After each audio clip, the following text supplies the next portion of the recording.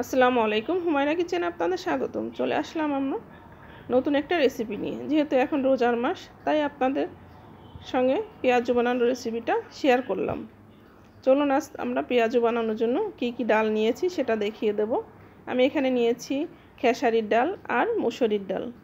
খেসারির ডাল যেটুকু নিয়েছি তার 3 ভাগের 1 ভাগ নিয়েছি মুসুরির ডাল। আমি ডালটাকে অনেকক্ষণ ভিজিয়ে রেখেছিলাম, রেখে তারপরে এটাকে আমি একটু ব্লেন্ডার করে নিলাম। দেখেন, ব্লেন্ডার করার সময় এটাকে আধা ভাঙা করে ব্লেন্ডার করবেন।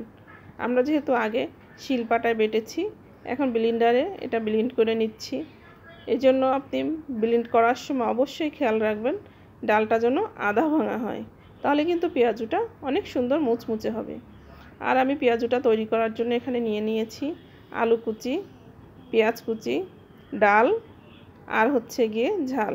আমি যেটুকুনো ডাল নিয়েছি ঠিক সেই সমপরিমাণ নিয়েছি পেঁয়াজ কুচি, আর সেই সমপরিমাণ নিয়েছি আলু কুচি, আর দিয়েছি বেশ খানিকটা ঝাল কুচি।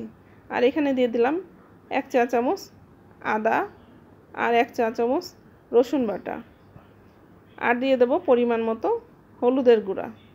আমি হলুদের গুঁড়াটাও 1 চা চামচই দিয়েছি। দিয়ে আমি এটাকে এখন রেখে দিচ্ছি। রেখে এটা যখন আমি এটাকে ভাজবো তার আগে এটাকে মাখাবো। আমি এটাকে আগের থেকে মাখিয়ে নেব না, তাহলে কিন্তু এটাতে পানি ছেড়ে যাবে। আমি ভাজার আগে এটাকে মাখিয়েই সঙ্গে সঙ্গে এটাকে ভাজতে হবে। এই পেঁয়াজু বানানোর সময় কিন্তু আপনি পেঁয়াজুটাকে আগের থেকে মাখিয়ে রাখা যাবে না, তাহলে কিন্তু পেঁয়াজুর পানি ছেড়ে দেবে আর পেঁয়াজুটা মুচমুচে হবে না।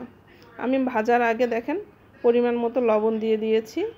এবার এটাকে আমি ভালো করে মাখিয়ে নেব, যেন সব উপকরণগুলো একসঙ্গে ভালোভাবে মেখে যায়। দেখেন, আমি সুন্দর করে এটাকে ভালো করে মেখে নিচ্ছি। এভাবে কিন্তু ভালো করে মাখিয়ে নিতে হবে, তাহলে কিন্তু পেঁয়াজুটা ভাজলে সুন্দর মুচমুচে হবে। আমার পেঁয়াজুর বেটারটা মাখানো হয়ে গেছে। এবার আমি কড়াইতে তেল দিয়ে দিয়েছি। তেলটা গরম হয়ে গেছে। আমি এর ভিতরে একটা একটা করে এবার পেঁয়াজু ছেড়ে দেবো। দেখেন, আমি একটা একটা করে পেঁয়াজু ছেড়ে দিচ্ছি। পেঁয়াজুটা ছাড়ার সময় অবশ্যই সাবধানে ছাড়তে হবে, যেহেতু গরম তেল। আমরা পেঁয়াজুটা এভাবে একটা একটা করে আস্তে আস্তে ছেড়ে দিয়েছি। আমার সম্পূর্ণ পেঁয়াজুগুলো কড়াইতে দেওয়া হয়ে গেছে। আমি এবার উল্টিয়ে পাল্টিয়ে এটাকে আমি লাল লাল করে ভেজে নেব। দেখেন, আমি এই পেঁয়াজুটাকে এভাবে একটা একটা করে উল্টিয়ে পাল্টিয়ে ভেজে নিচ্ছি।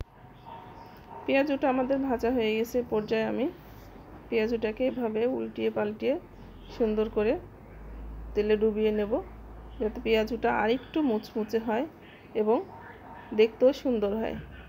দেখেন, পেঁয়াজুটা কিন্তু আমি অনেকক্ষণ ধরেই পেঁয়াজুটা জাল কমিয়ে দিয়ে ভাজতে হবে। পেঁয়াজু ভাজার সময় জাল কমিয়ে ভাজলে তাহলে পেঁয়াজুটা ভিতর পর্যন্ত সুন্দর মুচমুচে হয়ে যাবে, কোনো কাঁচা ভাব থাকবে না।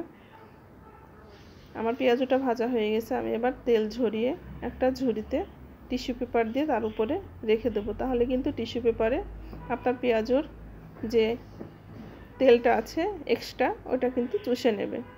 আমি এবার রেখে দিয়ে এটাকে আপনাদের সঙ্গে এবার দেখাই দিচ্ছি যে কীরকম মুচমুচা হয়েছে পেঁয়াজুটা। দেখেন কত সুন্দর, একেবারে এত শক্ত যে ভাঙা যাচ্ছে না, কিন্তু ভিতরটা অনেক সফট, আবার বাইরেটা অনেক মুচমুচে। এভাবে পেঁয়াজু বানাই খেয়ে দেখবেন, ভালো লাগবে।